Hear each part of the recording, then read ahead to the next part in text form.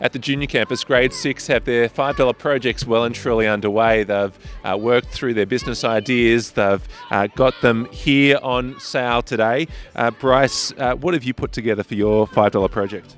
I've actually been doing succulents. And why did you choose succulents? Well, the thing is, my nan actually has, she likes growing succulents, and she has loads of them. And I was originally going to do cupcakes, but because of COVID we couldn't. So she came up with the idea for me to help me do them. And we use cuttings and put them in. And what have you learned so far as you've started this new little business? Not to put too much pressure on the customers, Why is that important? because they might feel uncomfortable and walk away. Okay, so you're avoiding the pressure sale. Glad to hear that you're not pressuring anyone into a sale, but it sounds like you're selling a few nonetheless. So lovely to see your initiative here. For you, Jack, you've got in your hands, what are they? They are Beeswax Wraps, so it's pretty much reusable cling wrap. It's like sustainable and reusable, and they're also compostable, and like saving the planet and like for the ocean as well.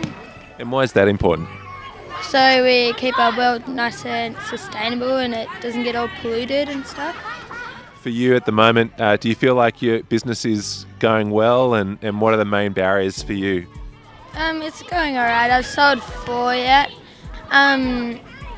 Yeah, and I'm going to sell them to my mum's business, so I think that'll help.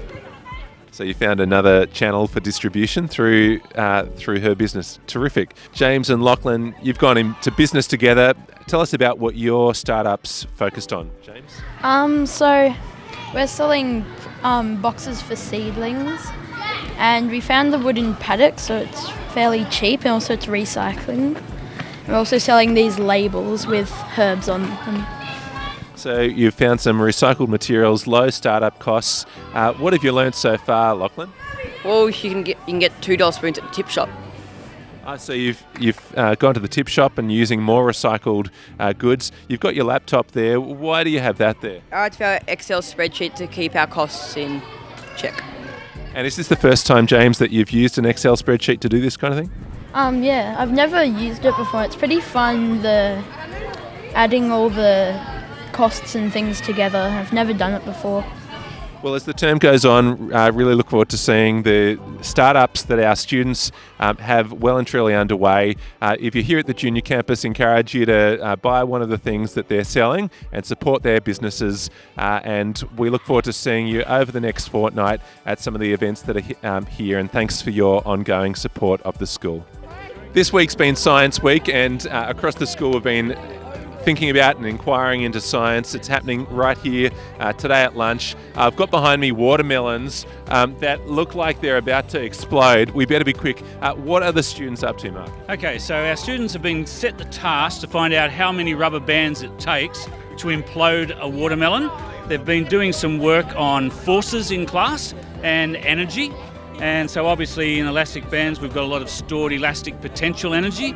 And so, so it's an idea that even something as simple as a rubber band, when you have a lot of them, can create a lot of energy put onto a particular object. I can see there's cracks and there's juice starting to roll out. I'm nervous standing here.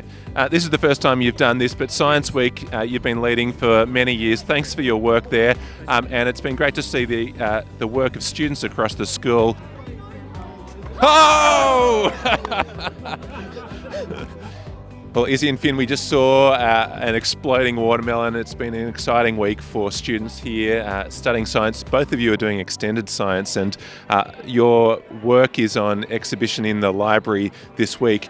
What have you been investigating as part of your extended science project, Izzy? So I looked into the quantity and classification of microplastics within the sediment along the Tamar.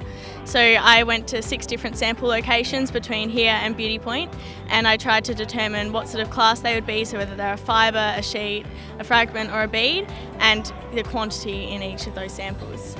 a really important investigation to be undertaking, and one that is really relevant to our local context. Great to see you asking those kind of questions and really caring about our world and what's happening locally. For you, Finn, you followed an area of interest and passion, mountain bike riding. What have you looked into? Yep. So I tested a bunch of different treatments to find out which one had the biggest effect on drag. So I tested out 6 different treatments, and then I deduced which one rolled down the hill fastest. Yeah. Well, great to see young scientists asking questions, looking for solutions, and encourage everyone to have that inquiry mindset as they go through Term 3. Over the last fortnight, winter sport has well and truly got underway, and it's been wonderful to see lots of students involved across the school. And today I've got with me our sports captains for 2020 who are doing a terrific job at leading their teams and their sports. Jess and Will, you've had 2 soccer games so far. How did you go this week?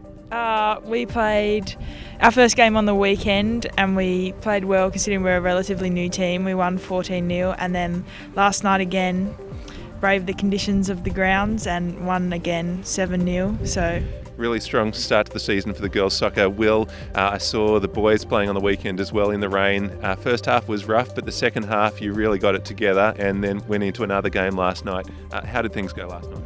Yeah, good.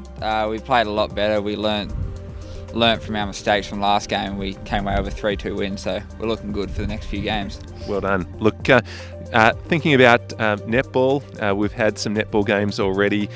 You guys have been playing netball since how old were you when you started? I think I was 12, so back in primary school. And Charlotte, for you? I was about 7. Okay, so you've been involved in netball for a long time, a sport that lots of our junior girls are playing. What advice would you give to them as they get going on their netball journey? Stick with it and definitely try out different positions. It's such a fun sport. Both Charlotte and I have found heaps of friends out of school playing netball as well, and yeah, it's just a really positive environment. What would you want to add to that, Charlotte? Just like making new friendships and just really enjoying the sport for what it is, and like putting yourself out there and having a go and just having a fun time. Well, thanks for leading and inspiring our netballers. I know there's lots of them and you're always there on the side of the court supporting them, and good luck with the season. For our hockey players down at St Leonard's, it's been a little cold there and you've got another game coming up. When's your next game, Manny? Yeah, our next game's Monday against Queechee Penguins. We versed them about 3 weeks ago and we came away with a win by a goal. Since then we've had 2 more games, with one of them being a draw, and unfortunately the last one was a loss. But well, yeah, successful season. We'll look forward to seeing more of the hockey. Encourage you to get out to St Leonard's when you can. It's always wonderful to see the students out there playing together. Jack and Johnny, you had a trip down to Hobart, but a game here this coming weekend. You're also thinking about a big day here in a few weeks' time. Tell us about what's in store. So we had a game last weekend at Guildford Young. They're a very experienced team. I think they've got a number of state players and it was a very tough outing for us. But it was a really good experience. I think we had 9 debutants, so that's really exciting for junior football. They all did their part and played well. This Saturday we've got St Pat's, which will be another tough game. They've got a few state players as well. And yeah, but after that we've got Hutchins, which will be a nice competitive game too, evenly placed schools, and we've got a bit of a gala day type thing. I think it's the 5th of September where the girls are versing Farn and we're versing Hutchins. I think girls at 11:30, us at 1:30, so yeah, it should be good. Well, we'll make sure we're all there for that. Johnny and Jack, thanks for the work that you're doing with the footballers.